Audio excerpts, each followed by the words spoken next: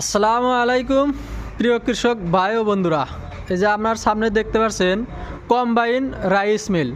এই রাইস মিলটা দিয়া বেকার সমস্যার সমাধান করা পারবেন।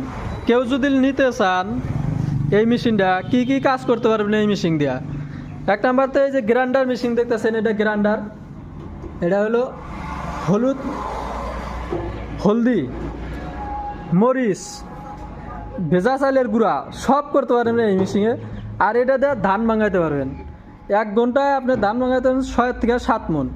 আর এটায় 1 ঘন্টায় মরিচ, হলদি, ভেজা চাল এটা গুঁড়া করতে পারবেন 1 ঘন্টায় 30 কেজি, 30 থেকে 40 কেজি গ্রাইন্ড করতে পারবেন।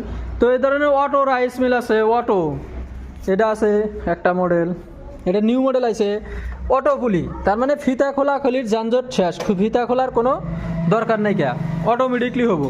এটা যখন ধান ভাঙাবেন এই পেলে দিলেন, মশলা গুঁড়া করবেন তখন এই পেলে দিলেন, এটা অটোমেটিক রাইস মিল।